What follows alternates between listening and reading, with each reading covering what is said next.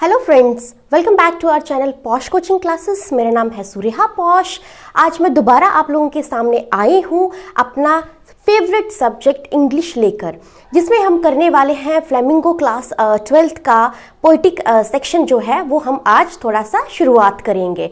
तो सबसे पहले पोइट्री मैं आपको पढ़ाने वाली हूँ जो आपकी CBSE वालों की क्लास 12th फ्लेमिंगो से है और JK बोस का क्लास 10 से है।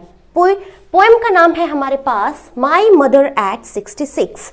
माई मदर एट 66 मैं दोबारा से रिपीट करती हूँ, ये फ्लेमिंगो CBSE का एक पोएट्री है जिसका नाम माई मदर एट 66 क्लास 12th की है। उसी के साथ साथ क्लास 10 JK बोस की भी सेम ही पोएट्री है। तो यहाँ पे बताया गया है माई मदर एट 66 के बारे में कि मेरी माँ जब 66 साल की थी, अब वो किस तरह के चेंजेस उनमें देखने को मिले थे।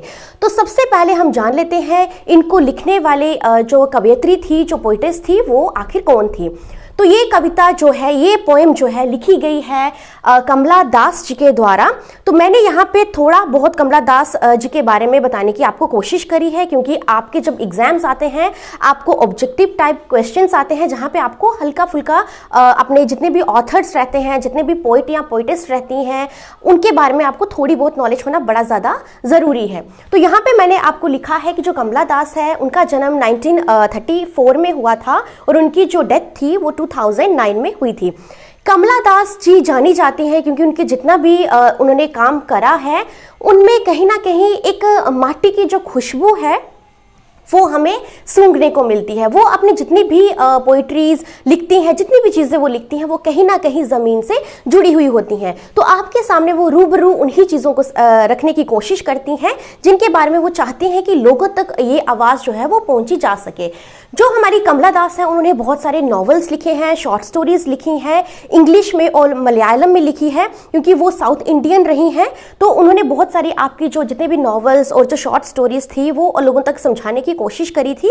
उनमें उन्होंने बहुत सारे ऐसे टॉपिक्स लिखे हैं जिन पे उन्होंने ज़्यादा फोकस करा है, विमेन इश्यूज पे, चाइल्ड केयर पे और पॉलिटिक्स पे। तो जो कमला दास हैं, आप कहीं पे भी जब किसी भी क्लास में उनकी जितने भी काम देखते हैं वो कहीं ना कहीं आपको ओरिजिनलिटी पे बेस्ड होते हैं।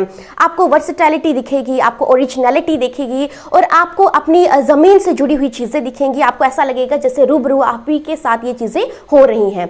तो वैसे ही उन्होंने जो पोइट्री दी है माई मदर एट 66, जैसे ही आप ये सुनेंगे आपको भी समझ में आएगा कि कहीं ना कहीं ये आपसे ही ताल्लुक़ रखती है, कहीं ना कहीं ये आप ही के बारे में कोई बात की जा रही है। इसको शुरू करने से पहले मैं आपको थोड़ी सी एक नॉर्मल सी एक ऐसी चीज़ बताने जा रही हूँ जो नॉर्मल सभी को पता होता ही है। जैसे एक बच्चा होता है, बच्चे का जब जन्म होता है उसकी माँ उनके साथ होती है। तो बच्चा जैसे जैसे ग्रो करता जाता है वो अपनी माँ के साथ बहुत ही ज़्यादा अटैच्ड रहता है। तो कहीं ना कहीं बच्चे को अपनी माँ से बिछड़ने का बहुत ही ज़्यादा दुख रहता है और वो अपनी माँ से बिछड़ने का सोच भी नहीं सकता। तो यहाँ पे भी एक ऐसी जो माई मदर एट 66 है, वहाँ पे इस तरह की एक ह्यूमन रिलेशनशिप के बारे में बताया गया है कि जहाँ पे ये चीज़ आपको समझ में आनी चाहिए कि जो एजिंग होता है वो नेचुरल प्रोसेस है। जो एजिंग है वो चलता रहेगा। बेशक आजकल आप बहुत सारी मेडिसिन लेके, बहुत सारी चीज़ें लेके आप अपने आप को योगा करके अपने आप को यंग रख सकते हैं, लेकिन जो एजिंग है वो एक नेचुरल प्रोसेस है। हर एक इंसान को उस स्टेज से गुजरना ही पड़ता है। तो यहाँ पे जो पोइटेस हैं वो भी अपनी माँ के बारे में बता रही हैं कि जब उनकी माँ की जो एज थी 66 ईयर्स की हुई थी, तो उनमें अपनी माँ को किस तरह के चेंजेस देखने को मिले थे। जो जितने भी लोग हैं वहाँ पे जैसे ही उनकी माँ ज़्यादा बड़ी हो जाती हैं तो उनमें बहुत सारे चेंजेस देखने को मिलते हैं। बहुत सारे एजिंग जो आप कैरेक्टरिस्टिक्स है वो आप देखते हैं कि किस तरह से एजिंग प्रोसेस उनकी माँ में हो रहा होता है। तो यहाँ पे 4 स्टैंजास दिए गए हैं आपको। मैं एक एक करके स्टैंजा समझाने की कोशिश करूंगी। अगर आपको समझ में आएगा तो प्लीज़ आप ज़्यादा से ज़्यादा वीडियो देखिएगा और अपने फ्रेंड्स के साथ में ज़रूर शेयर कीजिएगा ताकि वो एग्जाम्स में थोड़ी बहुत हेल्प ले सकें। तो जो फर्स्ट स्टेंजा है यहाँ पे बताया गया है, यहाँ पे मैंने क्लियरली स्टेंजास लिखे हैं, तो आप देखिए यहाँ पे लिखा गया है driving from my parents home to Cochin last Friday morning. यहाँ पे जो पोइटेस है वो कह रही हैं जैसे ही मैं अपनी माँ के घर से कोचीन एयरपोर्ट में जा रही थी लास्ट फ्राइडे मॉर्निंग को, I saw my mother beside me. कहते मैंने अपनी जो माँ है मेरे साथ बैठी हुई देखी। अब मम्मी उनके साथ हैं तो वो माँ को देख रही हैं कि माँ में किस तरह के चेंजेस आए हैं। माँ क्या कर रही हैं, dose open mouth her face ation like that of a cops. कहते कि यहाँ पे उसकी माँ क्या थे, डोजिंग कर रही थी। आपने देखा होगा जितने भी इंसान बूढ़े हो जाते हैं, जब उनके दांत नहीं रहते हैं, वो हमेशा से डोज करते रहते हैं, उनका मुंह जो है वो हिलता रहता है, उनकी जो बॉडी है वो हमें डेड बॉडी की तरह दिखती है। जो जितने भी मुर्दे होते हैं उनकी जो बॉडी होती है वो लाइफलेस होती है, मतलब आपको दिखता है कि उनमें जान नहीं होती, वो बेजान से होते हैं। और जैसे ही इंसान बूढ़ा हो जाता है उसमें भी उसी तरह के चेंजेस देखने को मिलते हैं। तो वो कहती है कि मेरी माँ जो है, जब मैं अपने यहाँ पे मैं दोबारा से रिपीट करती हूँ कि जब मैं अपनी माँ के घर से कोची एयरपोर्ट जा रही थी लास्ट फ्राइडे मॉर्निंग को, मेरी माँ मेरे साथ में मेरे बगल में बैठी हुई थी। वो डोज कर रही थी, उनका मुंह जो है वो खुला हुआ था, क्योंकि वो जो बूढ़े होते हैं दांत ना होने की वजह से वो हमेशा से यौन करते रहते हैं, उनका मुंह जो है वो हिलता रहता है। कहते हैं उनका जो फेस था वो ऐसा लग रहा था जैसे लाइफलेस एंटिटी हो, जैसे कोई क्या नाम है डेड बॉडी हो, उसकी तरह मेरी माँ का जो फेस है वो दिख रहा था। सेकेंड स्टेंजा में वो कहती हैं and realized with a pain that she was as old as she looked. कहते कि और मुझे एकदम से ऐसा एहसास हुआ कि मेरी माँ जैसे दिख रही हैं वो असल में उतनी बूढ़ी हो चुकी हैं।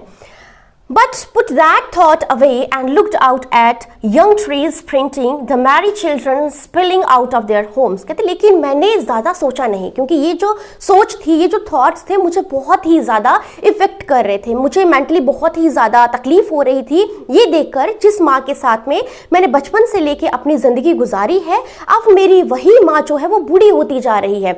अब मेरी माँ में बिल्कुल जान नहीं रही है, वो डोज करती रहती है, उसका जो जान है उसकी जान बेजान हो चुकी है, उनका जो फेस है वो कॉप्स की तरह दिखता है। तो वो कहती हैं कि मैंने उस जो सोच थी उसको एक साइड पे रखा। मैंने क्या किया, गाड़ी चलाते चलाते मैंने देखा कि मेरे साथ में जो यंग ट्रीज हैं वो किस तरह से चल रहे हैं। यहाँ पे यंग ट्रीज बताया गया है कि यंग ट्रीज हो गए आपकी एक ऐसी चीज़ के बारे में बताया गया कि लाइफ जो है, टाइम जो है वो किस तरह से बदलता जाता है, मतलब टाइम जो है वो इतनी तेज़ी से चला जाता है कि टाइम किसी के लिए रुकता नहीं है। और उसी के साथ में उसने बताया कि जो बहुत ही छोटे छोटे बच्चे हैं वो अपने गलियारों से भागते हुए आ रहे हैं, मतलब रश में आ रहे हैं, बहुत ही खुशी में आ रहे हैं। यहाँ पे उसको उस टाइम की याद आ जाती है पोइटेस को, जिस टाइम पे वो ये चीज़ सोचती है कि मैं जब छोटी थी मैं किस तरह से अपने गली से बाहर आया करती थी, मैं अपनी गली से बाहर आके खेला करती थी। मेरी माँ तब यंग थी तो मेरी माँ भी मेरे साथ खेलने में जो है, मस्ती करने में बहुत ही ज़्यादा एंजॉय फील करती थी। तो ये सारी की सारी यादें जो है वो एकदम से उसको स्ट्राइक करती हैं, सारी की सारी यादें जो है कमला दास जी को आना शुरू हो जाती हैं। ये नॉर्मल सी बात है, जैसे ही आप सब भी जब बच्चे थे, अभी भी आप बच्चे ही हैं, जब भी आप अपनी माँ को देखते हैं, जब आपकी माँ जब जवान थी तब में और अब में बहुत ज़्यादा फ़र्क देखने को मिलता है।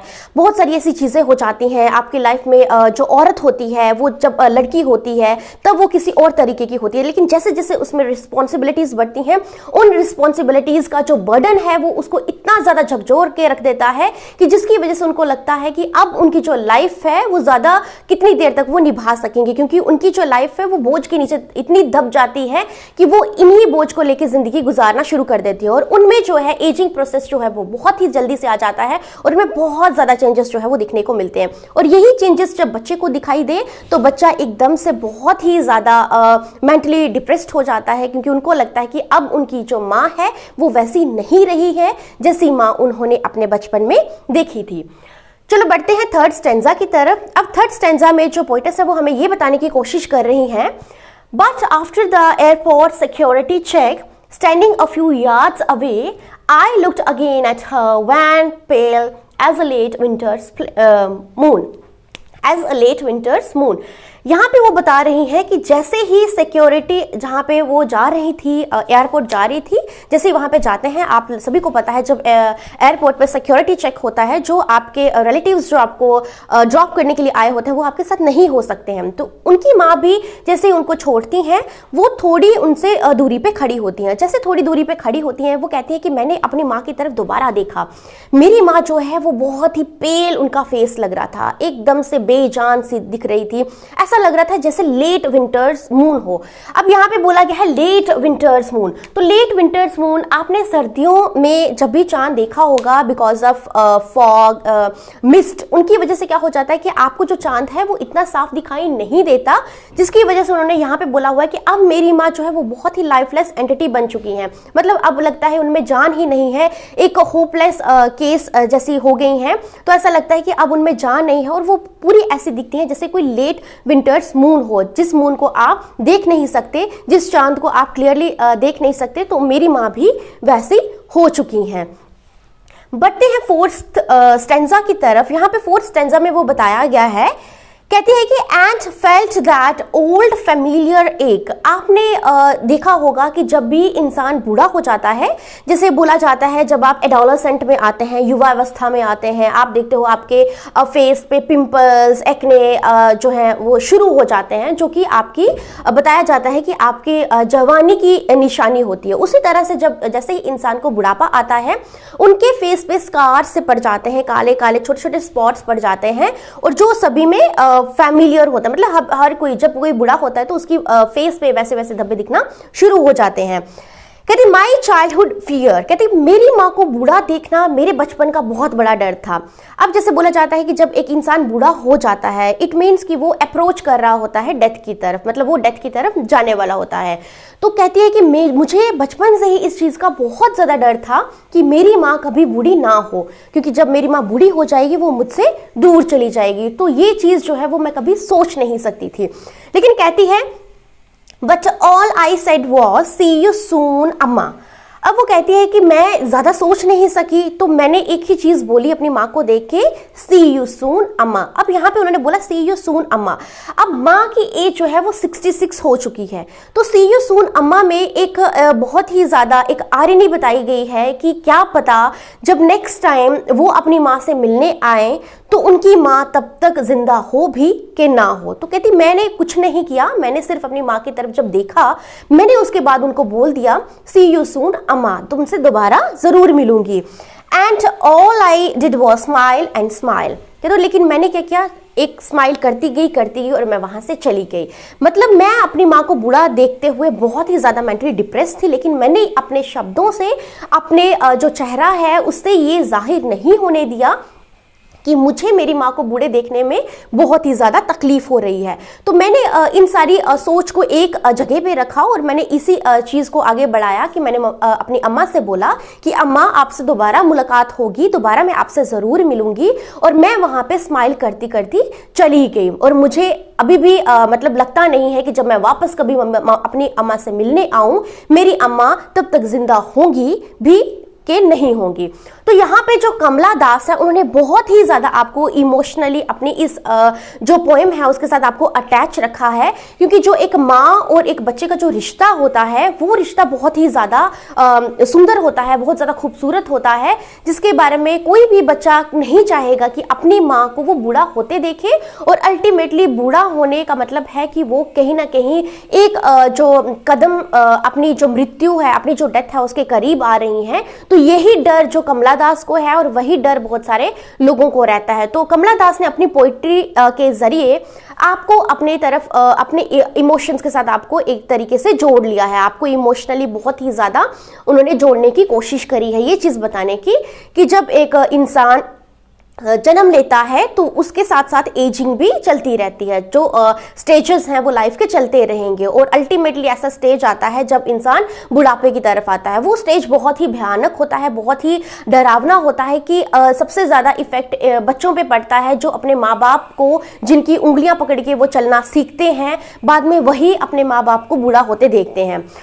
तो ये आपका जो चैप्टर है, आपकी जो पोएम है, ये मैं फिर से रिपीट कर देती हूँ। फ्लेमिंगो क्लास 12th की ये पोइट्री है। उसके अलावा जेके बोस जो है उनको क्लास 10th में ये सेम जो पोएम है वो दी गई है। तो इसको देखने से पहले आप कमला दास जी के बारे में जानिए और उसके बाद आप जो स्टेंजास हैं वो लिखने की समझने की कोशिश करें। अब आपको जो स्टेंजास हैं वो इस तरीके से पढ़ाने का एक मकसद रहता है, जब भी आपके एग्जाम्स होते हैं आपको जो स्टेंजास हैं उनकी लाइन लाइंस दी जाती हैं जिनको आपने एक्सप्लेन करना होता है, जो मैं अपनी आने वाली वीडियोस में बताऊंगी कि जब भी आपको स्टैंजास दिए जाते हैं उन स्टैंजास को कैसे और किस तरीके से एक्सप्लेन किया जाता है। तो थैंक यू सो मच मेरी वीडियो देखने के लिए। नेक्स्ट वीडियो में आऊंगी आपके सामने आऊंगी नया चैप्टर लेके, और उसके साथ साथ इंग्लिश ग्रामर भी हमारा चलता रहेगा। इन केस आपको कोई भी इंग्लिश जो सीबीएसई है, आपके जो जितने भी स्टेट बोर्ड हैं, अगर आपको चाहिए कोई चैप्टर उनकी समरी मैं आपको बताऊं, पोइट्री का जो स्टेंजास हैं वो आपको समझाने की कोशिश करूं, तो प्लीज कमेंट सेक्शन में जरूर बोलिए। अपने फैमिली और रिलेटिव्स जितने भी फ्रेंड्स हैं उनको ज्यादा से ज्यादा बोलिए हमारी वीडियो देखने के लिए और हमारे चैनल को सब्सक्राइब करने के लिए। Thank you so much. Have a very nice day.